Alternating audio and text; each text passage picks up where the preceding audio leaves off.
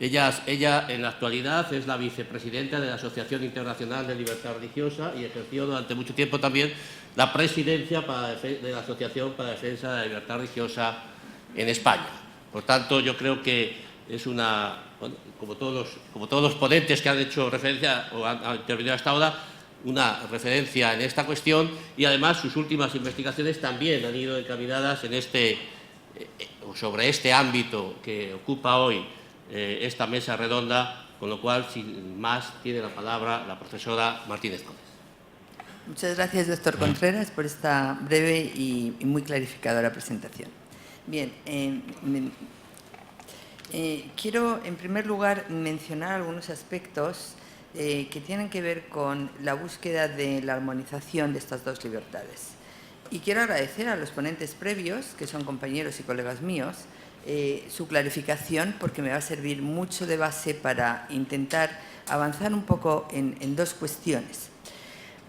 La lucha contra la discriminación y la intolerancia religiosa es una prioridad política fundamental, y no solo para la comunidad internacional, en particular para las Naciones Unidas y para el Consejo de Derechos Humanos. Partiendo de esta idea, yo llevo como 20 años navegando en los foros nacionales e internacionales relativos a la libertad de religión y de creencias, lo cual te permite una perspectiva con respecto a posturas diferenciadas desde un lado u otro del Atlántico, y también, efectivamente, desde el punto de vista de la interpretación de los derechos humanos. Por eso voy a hacer de manera muy sintética dos imágenes con respecto al tratamiento que esta asociación de difícil armonización entre dos derechos tiene en el ámbito internacional y la que se le da en el ámbito europeo, porque cada uno ve o intenta interpretar el lenguaje de los derechos humanos desde una posición que no siempre coincide con la posición del otro. Y quizá aquí hay un aspecto que debemos contemplar o debamos tener en cuenta. Cuando hablamos de las declaraciones de los derechos humanos, tanto a nivel nacional como internacional, el derecho de libertad de expresión y el de libertad religiosa se le otorga un fuerte, pero no es una absoluta protección, tiene una fuerte protección en los instrumentos internacionales. Se permiten excepciones a esa protección con motivo de preservar dos aspectos: el orden público, que es esencial en cualquier Estado de Derecho, y la moralidad pública. Por lo tanto, hay dos excepciones que estos dos derechos deben contemplar en el ámbito internacional. Lo que ocurre es que hoy en día esas dos excepciones se interpretan de manera marcadamente divergente en distintas partes del mundo. Y voy a poner un ejemplo. Cuando hablamos del Pacto Internacional de Derechos Civiles y Políticos, y hablamos en concreto de dos artículos que son los que recogen estas excepciones o limitaciones a estos dos derechos, el 18 y el 19, cuando el 18 sostiene que la libertad de manifestar la religión o creencias puede estar sujeta solamente a las limitaciones prescritas por la ley y son necesarias para proteger la seguridad pública, el orden o la moral, la cuestión está en que este wording, como dirían los norteamericanos, esta forma de expresar el derecho va a ser interpretado de forma diferente. A pesar de tener un idioma internacional y compartir todos la necesidad de limitar ambos derechos en beneficio del orden público y de la moral pública. Si yo hablo de los Estados Unidos desde los Estados Unidos, si hablo desde Canadá, si hablo desde Francia o si hablo desde Europa, me voy a encontrar que el alcance de estas excepciones se encuentra en el corazón del desacuerdo sobre qué constituye un límite legítimo a la libertad de expresión o de religión. Voy a considerar un ejemplo. Imaginemos que estamos en Indonesia, porque el señor Arzuaga tuvo la habilidad de plantearnos en el escenario de Pakistán. Yo les voy a llevar a Indonesia. Consideremos, por ejemplo, el caso de Indonesia. Y ustedes viven en Indonesia y practican la fe musulmana.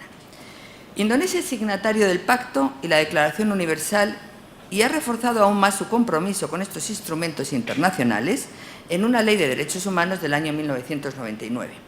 Cuando el Tribunal Constitucional de Indonesia ratifica la reciente Ley de Blasfemia Indonesia, que es del año 1910, aprobada recientemente, lo hace en respuesta a una demanda legal del año 2010. Y en esa demanda se indica que esa ley de blasfemia lo que hace es respetar las identidades y la protección de los derechos humanos. Bueno, más específicamente el Tribunal Constitucional busca demostrar la legitimidad de la ley de blasfemia en el marco del derecho internacional. Y se invoca el Pacto de Derechos Civiles y Políticos y se invoca el artículo 18 que acabo de mencionar como excepción de orden público en cada una de estas disposiciones. Es decir, que cuando el Tribunal Constitucional indonesio interpreta el derecho de libertad de religión y de creencia, no le entiende como la libertad de cambiar, de manifestar libremente tu creencia. No, lo entiende, entiende que los derechos en cuestión no son los derechos de elegir o cambiar, sino o de expresar libremente la religión. Más bien, el lenguaje de los derechos humanos, específicamente la excepción de orden público, se utiliza en este contexto para definir un supuesto derecho a no ser ofendido o insultado conforme la sensibilidad religiosa del musulmán, del mayoritario. Es decir, la ley protege contra la transgresión. Interpretar los derechos humanos de esta manera significa criminalizar no solo la burla intencional, diría yo, o ridiculizar la religión. En el fondo lo que subyace es un verdadero desacuerdo doctrinal en la interpretación de estos derechos. En el caso de Indonesia, ser miembro, por ejemplo, de Ahmadiyya, que es una secta minoritaria del Islam, es violar los derechos de la mayoría, sin importar la forma respetuosa en que el Ahmadiyya pueda manifestar sus puntos de vista. Y, por lo tanto, expresar creencias ahmadí, en otras palabras, es violar los derechos humanos en Indonesia. Bueno, al describir la ley de blasfemia como una norma integrante de derechos humanos, el Tribunal de Indonesia utiliza el lenguaje de los derechos humanos para imponer severas limitaciones a la libertad de religión y de creencia. La pregunta que uno se hace en estos contextos internacionales es la siguiente.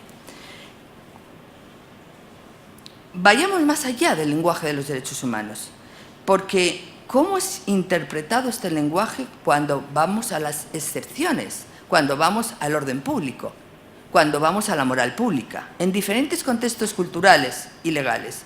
¿Cómo se puede lograr un consenso sobre las interpretaciones correctas en el ámbito internacional?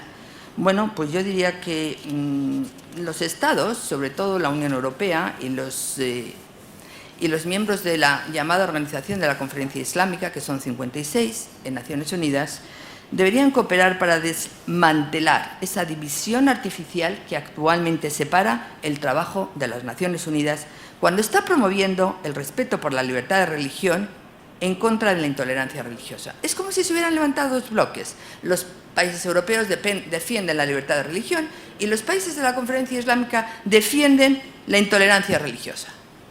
Están a favor de legislación que limite las manifestaciones de intolerancia religiosa. Bueno, pues en el medio y largo plazo esto significa estar de acuerdo en una sola política coherente que cubra las cuestiones interdependientes de la libertad de religión, de la discriminación religiosa y de la intolerancia religiosa. ¿Cuándo vamos a trabajar? ¿Cuándo vamos a llegar a esa política coherente en el seno de las Naciones Unidas?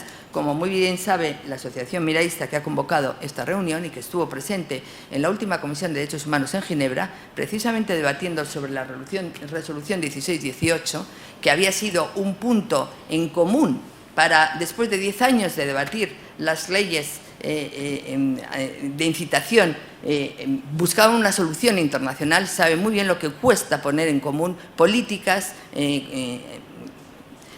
conjuntas. Voy a bajar ahora al ámbito europeo en el cual nos movemos y donde la cuestión requiere más matices en lo que se refiere a la relación entre la libertad de expresión y la ofensa a los sentimientos religiosos.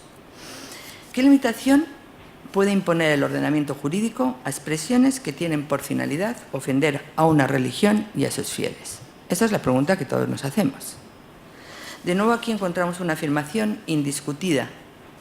El derecho fundamental a la libertad de expresión no protege la calumnia deliberada, ni tampoco protege el discurso discriminatorio, ya sea antirreligioso o de cualquier otro tipo. Es decir, el discurso encaminado a provocar odio o discriminación no está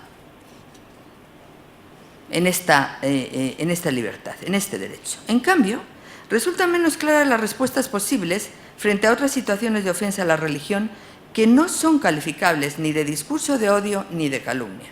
En el fondo, la cuestión central consiste en saber si la protección de los sentimientos religiosos forma parte de la garantía de la libertad de religión y de creencias. Y aquí, como subrayaba el doctor Rosell, el Tribunal de Estrasburgo ha adoptado una posición muy ambigua, porque, por un lado, afirma que las religiones no pueden esperar permanecer libres de crítica, que han de tolerar la difusión de expresiones que puedan ofender, molestar o escandalizar. Ese es el Tribunal Europeo.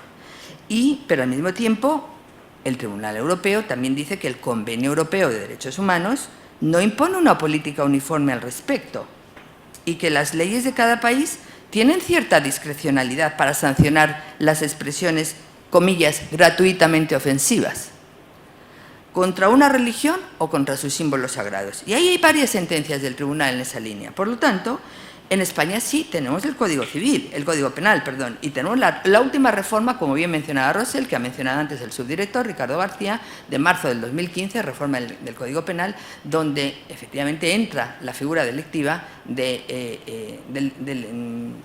odio, del delito de odio. No ha sido hasta ahora cuando se ha introducido, pero ese delito de odio no introduce la cuestión de los sentimientos religiosos, no ampara los sentimientos religiosos. Por lo tanto, dejemos el delito del odio a un lado y volvamos a los sentimientos religiosos. Sí es cierto que tenemos, efectivamente, como decía Carmen de Riego esta mañana, un código penal en donde se sanciona la vulnerabilidad de la imagen, de la blasfemia contra la persona, etcétera, etcétera. Pero es cierto que muy pocas veces se aplica, muy pocas veces se aplica. Los jueces no están por la labor de aplicar ese artículo en particular. Si, por lo tanto, la aplicación del derecho penal es vista de manera muy restrictiva, no solo en la doctrina constitucional española, sino también en el ámbito del Consejo Europeo, yo lo que creo es que, por ejemplo, en las orientaciones de la Unión Europea sobre el fomento de la protección de la libertad de religión o creencia, en las últimas del 24 de junio del 13, se señala que en todas las ocasiones donde las leyes tipifican la blasfemia en Europa como delito, se incurre en una restricción de la libertad de expresión relativa a las creencias religiosas u otras, que a menudo se aplican con el fin de perseguir y maltratar o intimidar a personas pertenecientes a minorías religiosas. Es decir, estamos, por lo tanto, ante un escenario en donde tenemos que diferenciar la protección penal de los sentimientos religiosos o cuando nos encontramos ante un delito de odio. Cuando hablamos de la protección de los sentimientos religiosos, hay que pensar que el derecho, señores, no sirve para todo. Es decir, el derecho sirve para organizar la sociedad, pero no es el único punto de referencia para calificar un comportamiento humano como legítimo, ni es válido identificar legalidad con legitimidad moral. Hay otros instrumentos, que no solamente es el Código Penal y el derecho penal, para deslegitimar acciones que consideramos que vulneran nuestros sentimientos religiosos. Y en esa labor estamos todos implicados. Están implicadas las asociaciones de las minorías religiosas, las de las mayorías religiosas, los medios de comunicación, los expertos y los miembros de la sociedad civil. Muchas gracias.